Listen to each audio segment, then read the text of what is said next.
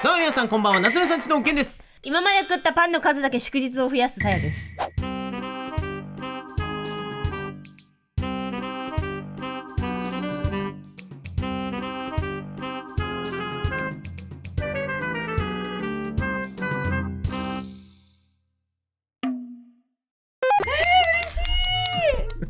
一生祝日全日本国民のヒーローになった今さやでしょ、うんパン好きなんだしかも、何年間連休なんだろうね。今まで食ったパンの数覚えてるかお前こんな文脈でジョジョのこのセリフ言うと思わなかったということで、今回ですねこちらでございます。なんて書いてあるでしょうか。人ででも今回一番気に入ってるのは立つしゃもじです。もうよくわかんないもんね。なんでお前立っとんねん。しゃもじ立てね。しゃもじ立て縦が立ってるということで今回こちら、読みづらい。誰これ書いたの。食わず嫌い食わず嫌いといえば皆さん知っていると思いますが、本日やっていく企画はレイさんの動揺を吸ったよ、今ちゃんと。ペースが乱れたからオープニングに2時間かかる。嘘ごめんな。ペースもう大丈夫だよ、俺のペースに巻き込んでやるからさ今日やっていく企画はこちらドンということで今回やっていく企画はこちら、イラスト食わず嫌いよー。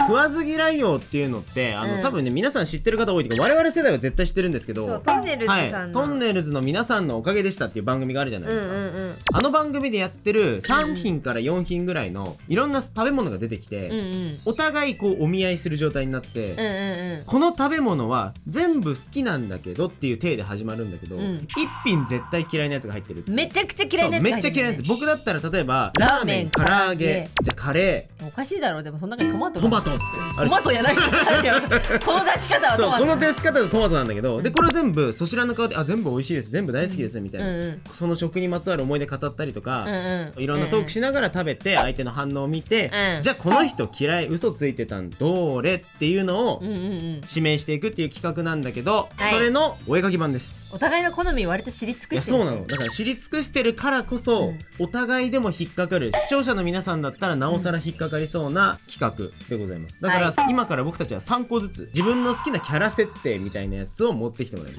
す、どちらかといえば好きではない設定の絵をね20分とはいえ描いてたら、バレるのか、それとも紛れさせることができるのかっていう。レイさんの好きも嫌いも知り尽くしたいな。大体知ってるけどね。もっと君のこと知りたいなっていう企画だということにしましょうやっていこうと思います。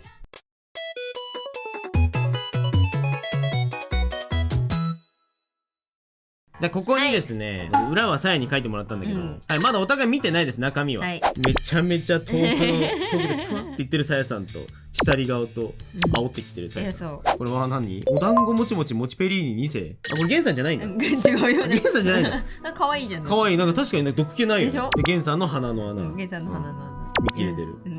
下手くそが撮った写真。下手くそが撮った写真。っていう3つから1個ずつ選んでそれを書くという。この裏には3枚中2枚は好きな設定、1枚はそうでもなさそうなっていうのが入ってるんだけど、さも大好きそうに書いてください。いきましょう。はい、いきましょう。お団子もちもちもちペリーニ2世。煽りさや。はい。1回戦目はこの設定ですね。はい。せーの、ドン。この世界創生からの知識がすべてインストールされ少女文字数多すぎるよ。ごめん、なんか俺中国語みたいになってたじゃん。科目系生意気少年。まあ確かになんか全部漢字になってレテン振りたくなるよね。なんかね好きじゃんこんなん。好きじゃんこんなん別に。お互いなんかね好きじゃんって感じですけどっていうのが続きます3回戦。でも中にはどこかに紛れてるこれかもしれないしね。いやそうだよ。僕眠ってるかもしれないし。いやこれね本来ねこんなお互い知り尽くしてる相手とやることじゃない。いやそうなんだよね。番組もさゲストの方に来ていただいて、そのゲスト同士がなんかそれぞれやるみたいな感じだから。初対面の人たちでやるっていうやつだから、俺たちでやるのは間違ってる。365日壁の話しかしない人たちのねやるものじゃない。当然好きなんだからサクサク描けるだろっていう体のもと15分でわー描いてください。はいはい、15分間で描けるレベル、はいでも好きだったらめっちゃ描いちゃうはずじゃん。いや確かに、いきましょう。はい1回戦目用意スタート。文字数がおもろいもんもういやでもね今回ちょっとさやさん、トラップ仕掛けに来てるから源さんもトラップ仕掛けてマジでなんか微妙な日本語のニュアンスとかが違うんだろうな、ちょっとさ語ってよ。いやなんかさこれもう最高だと思うんだけど、とにかく孤独であってほしいのこの子。そうでこの世界の情報がさ全てインストールされてるけどさ、それを喋ることしかできないみたいなそんな子。だけど、ね、誰かと出会って点々点みたいな。でもさチャット GPT にさ、愛とは何ですかって聞いてもさ愛の概念を答えてくれるだけでしょ、今までのデータから導いてくるわけでしょ。この子は体験として愛を語れないっていう。好きそう好きそうやばい好きそうすぎる。見てこの熱量この見抜けないどうしよう見抜けない。逆にこれがもうね、だから嘘をついてる可能性だってあるわけよ今回のパターンで言うとね。でもさやさんはどうなんですか。いや寡黙系生意気少年はまずそもそも群れないほだされない強くありたいっていうのがあるねそうなんですで常になんかね小さい妹がいるとか助けなきゃいけない存在がいるみたいなのが大体寡黙系がこう当てはまってくる。こう生意気なところっていうのは主人公っていうそう空想のあれを作ってください皆さん。空想の主人公できましたね。はい。なるほど。で主人公と仲良くなってきたらちょっと生意気な人間っぽいのが出てくるみたいなやつ。なんか最初はなんかこう寡黙でなんか何にも喋ってくれない。俺は感情が死んでいるみたいな感じ。それ少年じゃなくない今確かに。おっさんだったよね。俺は群れないんだみたいな。てかでも仲間を作って辛いんだみたいな。なんかあったんだろうね。そうなんかあったんです。なんかあった系がいいのよ。この寡黙系生意気少年の私の個人的入り口ね。石田大和なんですよ。石田大和。バタフライが聞こえないか。あ、石田大和。俺群れないからお前たちとは違うから、でもタケルにはめっちゃ優しかったじゃん。優しかった優しかった。心の扉が開くその先は石田大和いやなんか1回戦目でもなんかお互いちょっとあれだな。ちょっと無理だってさ、その世界創生からの知識が全てインストール最小女さ結婚してからずっと好きじゃんいやそんなこと言ったらさ、寡黙系生意気少年なんていっつも書いてるじゃんいっつも書いてる幾度となく。でも分かんないからね、それでも紛れに来てる可能性あるから。この前ねゲンさんとね、夜中になんか漫画の中で好きなシーンの話みたいな、すごい喋ったよね。すごいなんかね、なんかしないけど次の日めっちゃ朝早い仕事なのに、なんか3時ぐらいまで喋ってて、そうなの。で俺たちこんなまで喋ることあるんだって思ってびっくりしちゃったね。なんか感動したよね、一周回ってね。ということで1回戦目、この世界創生からの知識が全てインストールされ少女 VS 寡黙系イコール大切な存在、重い宿命を持った生意気少年。何増えてんねんせーのドンということで好きそう書いてるよお前君もこれをいつも書いてるね。寡黙な生意気少年は片方前髪長くなきゃいけないのって牧間さんが言ってんじゃん、あと後ろはこう雑めにちょっとバサバサにまとめてなきゃいけないのって、でも脇は出てなきゃいけないしももも出てなきゃいけないのっていう感じなんですが、まあ散々ねトークしたと思うので、これは最後にもう今回は書き終わった後のトークは別になしです。あ、そうだね。そう書いてる最中のリアクションとか、出来上がったもので判断しなきゃ。どうせだって好きだもん、知ってるもんっていう感じするもん。そうじゃあ2回戦目どんどん書いていきましょう。行きましょう、俺が持ってきた後カードはこれだぜ。じゃあ僕があと鼻の穴か、写真下手源さん。鼻の穴。じゃあちょっと先にイレギュラーのプッて遠くで。写真下手さやさん。これ下手なんだ。下手ってレベルじゃないんだ。なんで言うのせーのドン。短くないちょっと。いや長すぎるだろ。愛が足りんじゃない？話し合いできてなさすぎだろここは。趣旨お互い分かってないかもね。お互いなんかずれてるかもしれない。まあとりあえず僕ね、ある日突然目が覚めたら全身がメカや謎生物と継ぎはぎ少女。またはい、いやもう儚い系美少年ですよ。好きやん。まあやるか。とりあえず書くか。せさん美しいもの好きだからね。スタート。いや好きやろ。3回戦目で吠え面書くことになるかもしれんよ。マジで、全部好きじゃんでも今回のポイントは、お互い今描いてる絵こんなんいつも描いてるやん好きやんみたいなやつなのに、もしかしたらちょっと設定が違うかも。設定が違うかもみたいな、解釈違うんですみたいな話が出てくる可能性あるわけ。すごいだから熱い戦いよく熱い戦い、でもさ、どうか考えてもさ俺の好きを全部詰め合わせたお子様ランチですみたいな感じは出てると思うんだけど、そもそもはいゲンさん好きなワード第1位ある日突然目が覚めたら大好きですね。いやもう本当に、これは間違いなくゲン分かっさんがねてると思うけど、考えるね漫画のね、8割ぐらいがねまずこの文章で始まるって言っても過言ではないぐらいだよ、そうっていうぐらいね好きなね、ワードなわけですよ。いやでもねゲンさん私も勝ちに来てるからで今回だってよく見て少年が揃ってるんだ。確かに少年が入ってるから、いやその人は僕だって少女でまだ、いやまあ現状まあ確かにね、でもまあ発想が一緒美少年はねいいよ書いてて超楽しいよ。毛サラサラじゃなきゃいけないんだよ。サラサラじゃなきゃ。館の奥底のね、バラの園とかそこで静かに本読んでるような子、かわいい。誰かがガチャって入ってた、兄さん、あ、兄さんじゃないのかってやつだよ。すぐ兄さん出てる兄さんに依存してる弟大好き。そうそうそう。まあでもそれ嘘ついてるんだったら俺はもうさやのこと二度と信用しないからでも急になんかさ別方向でさ、そうそうそう、なんか違う戦いも始まってる。別戦ってるね、なんか夫婦の待ってむずい。ゲンさんの当てられる自信なくなった。なんか本当？もうすでに2つの時点で何かうがわーってなってるもん今。さやの中で何かが怖い。むずいってなってる。俺は夫が底知れねえよ。ゲンさんは分かった？分かってないよ今のところは。ま何よ、だ私のこと何でも分かってくれるって言ったじゃない。パンいやでも今回はねなんかちょっと伝えられる気がする、みんなに僕のことを。嘘。さやがどう思ってくれてるかわからないし、さやがちょっと分かってくれてなかったらまあやっぱちょっと夫婦的にありえないんだけど、別方向の圧きた騙したい気持ちもありつつ、はいなんか分かっててほしい気持ちもありつつみたいなやつですか？そうだよね。さやだってそうでしょやっぱり。いや私はゲスト騙しに来たよ。騙しに来たの？嘘。マジ里いからさ分かっちゃうよそれ。里いって感じかけるの？かけるよ。賢い。違うよ。違うと終わった。危ねえ今。また大丈夫。書いてないからそういうあれなんだ。書いてない書いてないからね。書いてないから。2回戦目は、はい、ある日突然目が覚めたら全身がメカや謎生物と継ぎはぎ少女 VS 儚い系美少年自分の体が弱いので無茶する兄さんを持っている。そしてそんな何もできない自分に無力感を感じている儚い系美少年です。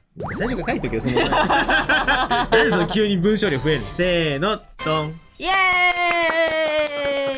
はい、自分が体が弱いため無茶する兄さんに対し無力感を持つ儚い系美少年僕はこちらですね。わー、絶望してる声で絶望だよな。これは絶望だよな。どうなの今んとこさ。わかんない。今んとこ怖くない？本当にちゃんとわかんない。じゃあ最後ですよ。はい、3回戦目。次。でもさやさん勝ち誇ってるよこのさやさん。本当。でもこのゲンさんもう勝ってる。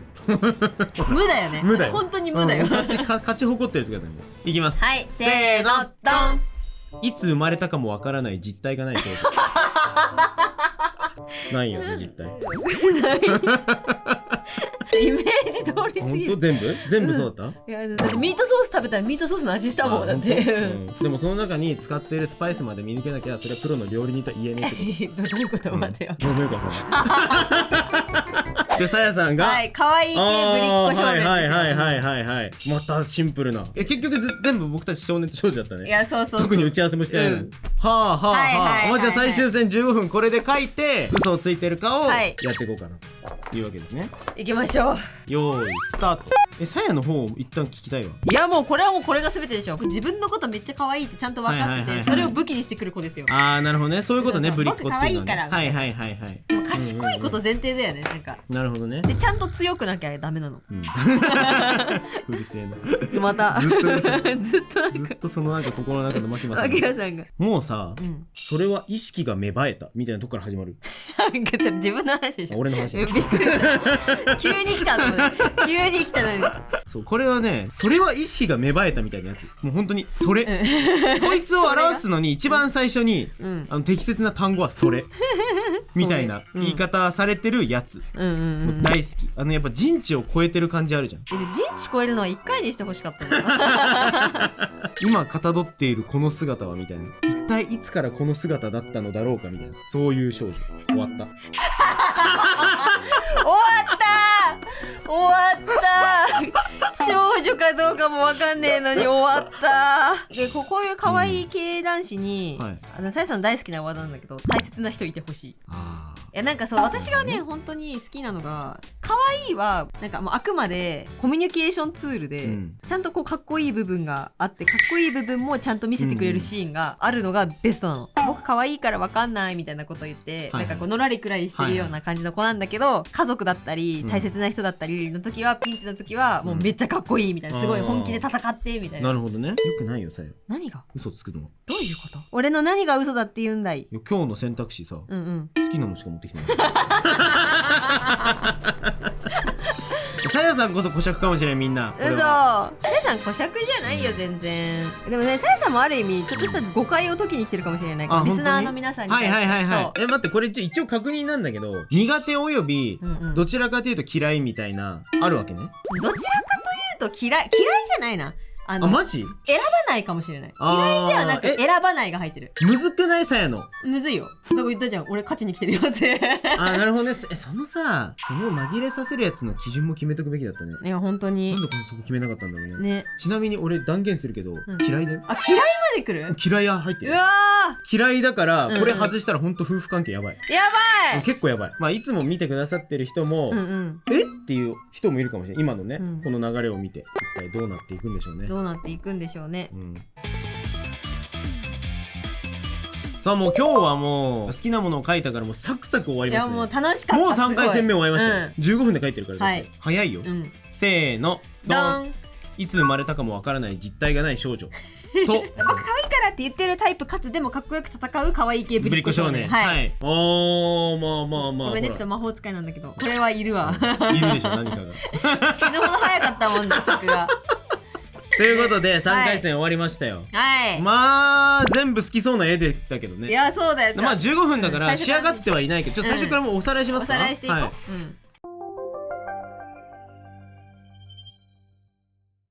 さあということでですね、俺らのカードは全て出揃った。この世界創生からの知識が全てインストールされ少女。大切な存在、目的のために仲間なんかいらないということを貫くための寡黙系生意気少年です。が1回戦目ね。でそして2つ目が、ある日突然目が覚めたら全身がメカや謎生物と継ぎはぎ少女。きっとかわいそう、この子。顔の絶望がすごいもんな。そして自分が体が弱いため無茶をする兄さんに対して無力感を持つ儚い系美少年。はい、なるほどなるほど。この辺お花畑、お花畑ね。でこれで最後、いつ生まれたかもわからない実体がない少女と僕可愛いからみたいな感じで言ってるタイプだけど、めちゃめちゃかっこよく、なんかもう誰か好きな人のためとかのにかっこよく戦う可愛い系ぶりっ子少年。じゃあ全部好きってことで、今日はじゃあ対戦ありがとうございました。まあでもね、お互いもう知り尽くしてるから、なんかうまくどうにか引っ掛けてやろうというきっとね、いやそう思惑が錯綜してるっていう選択肢だと思うんで。いや2択なんだよ。3から2になってるんで、もう絞れてるかっていうか分かんない。僕はでも個人的にはこれかなっていう1個があるんだよ。じゃあとりあえず点数を一応明確に決めとくか。そうだね。1ターン目でカードを当てれたら5点。2ターン目はまあさすがに2択に減っちゃってるから3点にしてる。理由が当たったら5点。まあ最後はダメだよさすがに。2ターン目でも理由が当たれば、まあ1ターン目でも2ターン目でも5点。それは理解してるということになるので、そうだねっていう感じでいいんじゃないですか。かしこまりました。じゃあさやさんから、ゲンさんの好きじゃないものはこれです。はい、これね、この子。これ。理由なんだけど、一見、ある日突然目が覚めたっていう、このワードはゲンさんめちゃくちゃ好きなのよ。でも、全身がメカか謎生物と継ぎはぎ少女でしょ。なるなら全部なれよってなってそうな気がしてて、ゲンさんが好きってなるのは、このヒロインを助ける男の子の物語な気がするから。なるほど。そう。全身がメカ、謎生物、継ぎはぎ。いや、全部僕が好きそうなワード入れてやりましたよみたいな気持ちで作ったやつだと思う。嫌なやつだな俺は。なるほど。この場面は正解です。やったー。場面は正解なんですよ。当てられちゃったなと思ったんだけど、理由が全然違います。でもある日突然目が覚めたら好きです。いやこれはちょっとね、みんなも誤解してるきっと。この子ある日朝起きたら突然こんなんになっちゃってて泣いてるんだよ。超絶望だよね。かわいそうじゃん。本当に僕かわいそうな子っていうか、ダメで、皆さん嫌な表現かもしれないんですけど、欠損とかグロとか流血とか本当に好きじゃなくて、苦手な部類。かわいうになっちゃうのが先行するとね。そうだから僕はもう本当に決定的にこんなシチュエーションの子はかわいそうでいたたまれなくて見てられないから、これをやがて育っていってもっと使いこなしてとかだったらまだ、あんまり実は僕バックグラウンドを持たせてないっていうのが自分で書くときに、これなんかね多分ね細かいところだと思うんだけど、ね終始うるせえなって話なんだけどなんでちょっと理由が違うんですよ。あーそういうことなんです。残念ながらでも5点です。ありがとうございます。当たっちゃったんでやったー、ちなみに何と悩んだ？私はそう最初これと悩んだの。いつ生まれたかもわからない実体がない少女。これ別に少女じゃなくてもよくないかとかって一応思ったの。そうなんだけど、いや待てよって、これの進化系にこれがいるのかもしれないって思って、はいはいはいはい、それがやがてなるほど、ゲンさんのなんかもう好きなおにぎりみたいなさ、この子に繋がってるんじゃないかなって思ったら、そしたらなんか消去法でこれって感じで、そしてこれを疑い始めたら、いやこれは僕が好きなものを合わせたムーショだからみたいな。何それ昭和アニメの悪役みたいな喋り絶対負けるやつ。絶対負けるだからきっとこれがなんか数千年経ったらこの子になるのかもって思った。やめて、ジョーカー拍手。いや負けた感じないでしょ。しない一発で当てたのにおかしい。いやでもね確かに、まあ、そもそも僕この状態の子好きだし、これだってもうかわいそうじゃないもん。いやまあね、僕だって何にもかんにも分かんなくてそれは生まれただろ。まあ結構だっていい推理じゃん。まあそういうゲームだっけまあいいけど別に、まあ3点あげるよ。やったー、8点だよ8点。まあ俺ちょっと自信あるんで、自信にき10点取れる。マジ、というわけでじゃあさやさんね、理由も、カードも当てられたらもう僕勝ちなんで。そうね、これはそうよ。さやが好きではないのは可愛い系ぶりっ子少年です。こちらですね。これは多分罠なんですよ。さや可愛いだけの少年実はそんなに好きではない。大切な存在のために何かをしようという、そういう頑張る子、冒険する子は好きですから、でこれ儚い系美少年ちょっと微妙なとこなんだけど、これ自分が体がこう弱いため無茶する兄さんに対し無力感を持ってるっていう、ちゃんと課題を抱えてる。ここからどうにかしていこうとしているということでこいつは好きです。僕可愛いのでっていうだけだとちょっとこう浅いのかなと。酸いも甘いも知ってるっていう人間的な深みがにじみ出てくるのが好きなさや。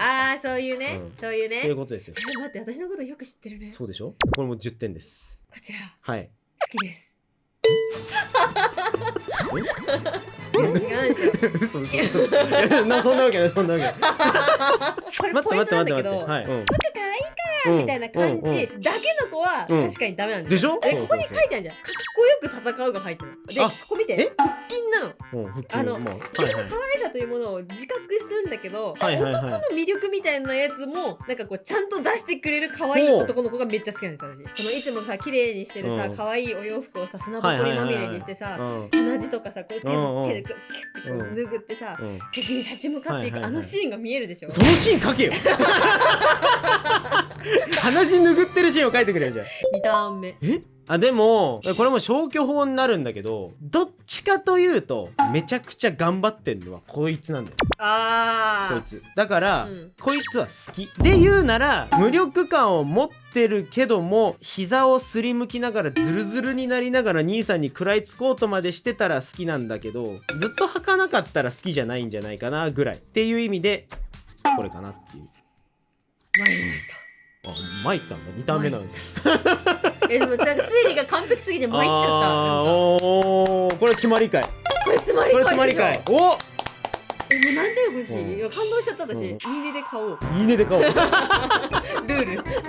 いやそうなんですよ。いやなんか体が弱いのはまあ仕方ないことだとして、だけどなんか僕なんてとか、なんかその作品によってやっぱさ弱すぎちゃう子もいるじゃない。なるほどね。それがねちょっと苦手でして。なるほど。そう自分が体が弱いため無茶をする兄さんに対して無力感を持つっていう兄さんの方がめっちゃ好きなんですよ私絶対。それは好きだと思う。てかさお前じゃんっていう。そこにいたの。兄さん。こいつ兄さんなんです。光が強すぎる兄さんに対し、その光が強いがために影が濃くなってしまう弟っていう関係性が本当に好きで。影が濃いだけじゃダメなんでしょでも。いやなんかむしろ一周回って影が濃くなりきってくれたら好きなんだけど。ヴィラン側に行けばもうある。いやそうだから兄さんと横に並ぶためには僕はもう闇の力を手に入れることしかもう手手段がないってなって、はいはいはい闇契そこまでい約、けばそうそう悪魔契約してしまって、はいで兄さんと戦う僕の兄さんはそんな弱くないみたいな感じがめっちゃ好きなんだけど解釈違い起こすやつねそうそうそう勝手に。じゃあでもよかった。うわまあまあギリギリ滑り込んだけど。はい、じゃあ待って点数は点数は当てたのが3点、 2点。次バカヒットおう8点、さやぺちゃんうん8点、うん俺たち同点。いや楽しかった楽しかったな、ね、いやこれで皆さんまた一つね、はい夏目さんちのことを確か分に深くねかっていただけたと思います。より深く分かっていただけたと思いますので、はい、今後とも夏目さんちの妄想を垂れ流していくのではい、何卒よろしくおよ願いいたろしくお願いしましますす。次回はマッチョ編でお会いしましょなんう。でマッチョ編ってどのマッチョが好きでどのマッチョが苦手みたいなそうそう狭っ